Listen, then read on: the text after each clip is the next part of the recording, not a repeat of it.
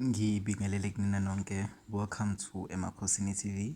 Ngizobe ngiyi-host yenu mina for le channel lapho ngizobe nginipha khona ulwazi oluthinta izinto ezithinta izwe likamoya engizaziyo bengifisa ukuthi nginazise zona. So ngiyacela ukuthi ni-like ni-comment, niphinde ni-subscribe ukuthi naba-enjoya ama-sessions wethu.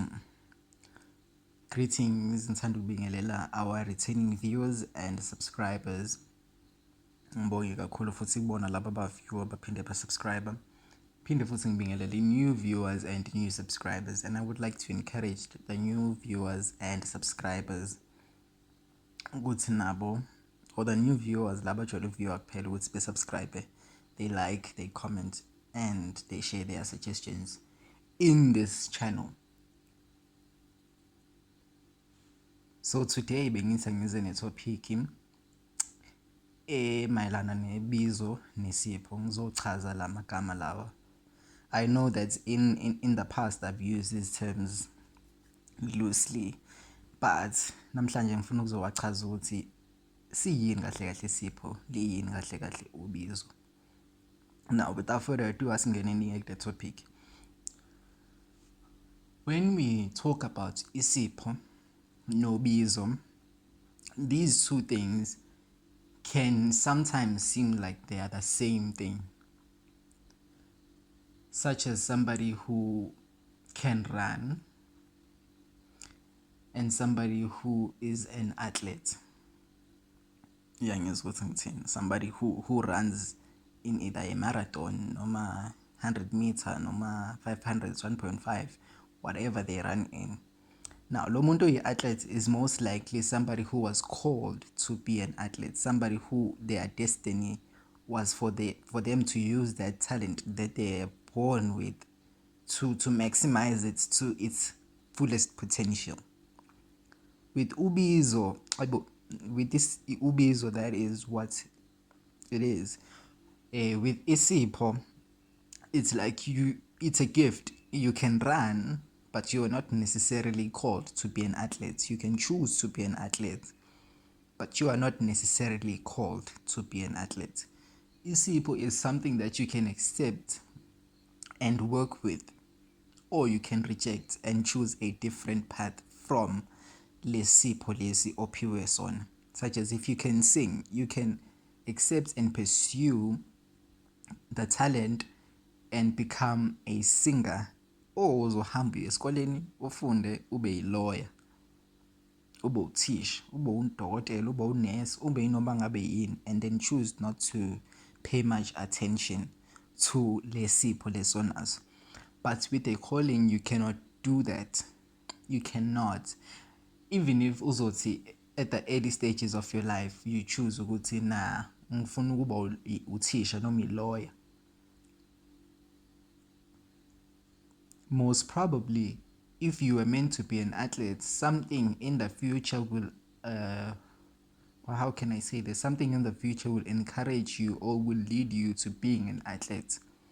Even if usunawo ama-degree, unayo i-diploma, unayo i-PhD, unawo wonke ama-qualifications, isigcino sakho uzoba yilento le ekufanele ukuthi ube yiyona, and you have no say in it. You have no choice in that decision. Isipho ngoba ngishilo, you can accept and reject it. You can say no to it. Isipho is like being born with idlozi. Sonke we are born with idlozi, such as sonke we are born with a specific talent that we are good at. I for one, I can draw. I for one, I can run. I for one, I can write. I'm very good at writing. But I choose not to pursue those things because they are not my calling. I'm good at it, but it's not something that I am called to do. Isipho is like being born with idlozi. Sonke we are born with idlozi, but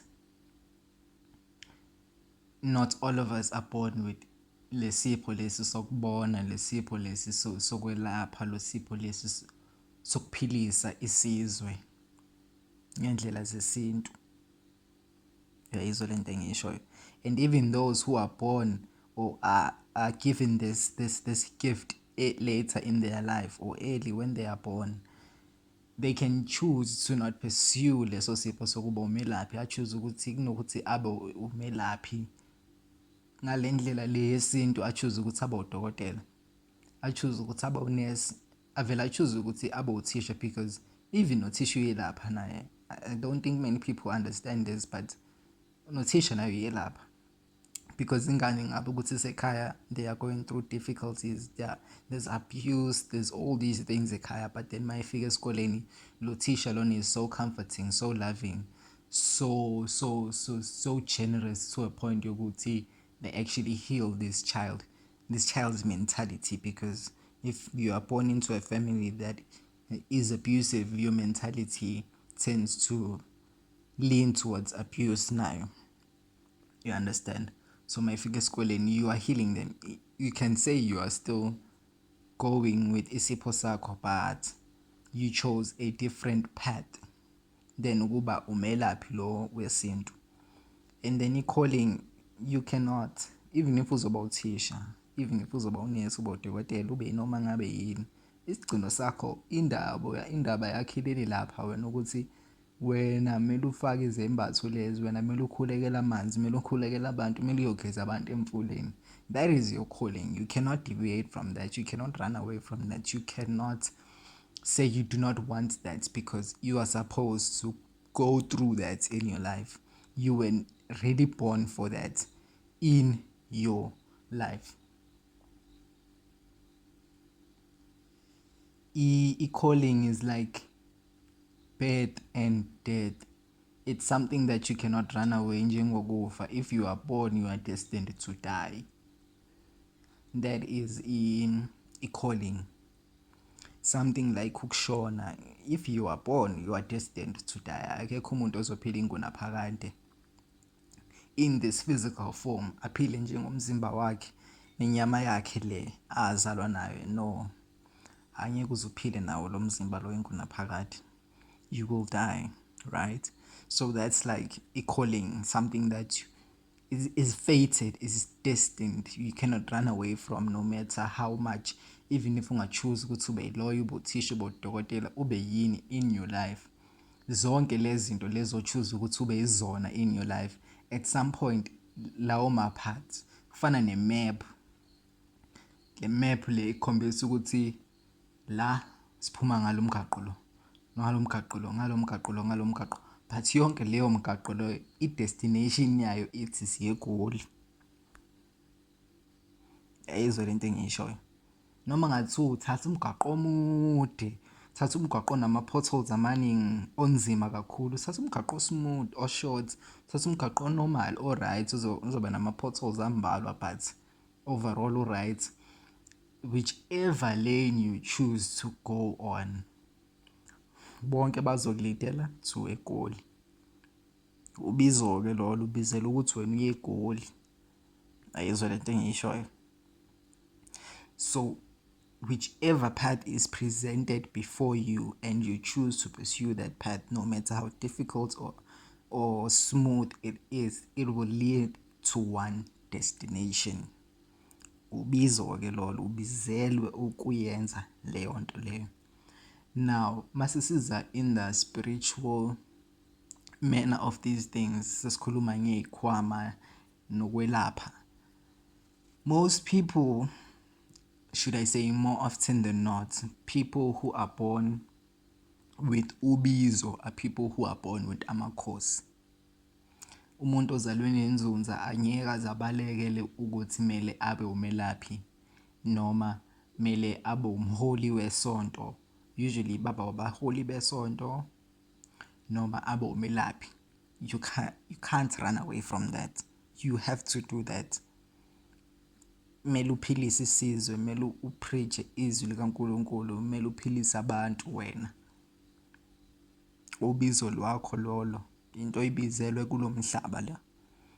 It's the main and only reason you were born. Izondlula ey'ntweni ey'ningi. Yes, you will live life like everybody else, but at some point in your life will change and you will have no say in your life, especially career-wise or the path, whatever it is, you will have no say in it, because what you are meant to do is that. And futhi ubizo, you will go through situations in life, and I pray ukuthi people who have ubizo do not get to this mental state where they like, yes, I could have maybe did this like that and this like that, lokhu kanje, maybe ngaba kwenzekanga kanje. Cha, it's because everything that, like monobizo, yonke into ondlula kuyona emhlabeni is supposed to lead to leyo nto leyo.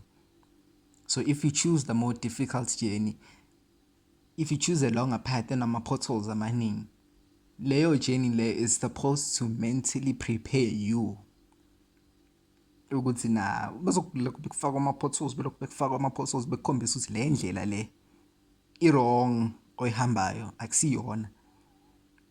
Wena mele uye lapha. Ngisho noma ungathi uqhubeka kanjani, balokho bekushiyile nje nalobo bunzima lobo, ngoba bayazi ukuthi sigcineni izofika lapha, and izothi mayisifika la kumele ifike khona, you would have learned something kuleyo ndlela leyo. If you choose the smooth ride, then there's nothing they need to teach you. Yes, you will face some challenges, but there's nothing that they need to teach you kuleyo ndlela, because you accepted it very early. With ubizo, you have to accept it very, very early. Maybe sakutshela nje ukuthi wena, bekukhombise ngamaphupho, bekukhombise abantu abawofish ngenzansi, bekukhombise abantu abayinyoka ngenzansi, bekukhombise abantu abayamagolide. Accept it ukusakubona ukuthi okay, this is my life, this is who I am, this is how I am supposed to live my life, and then just go with it.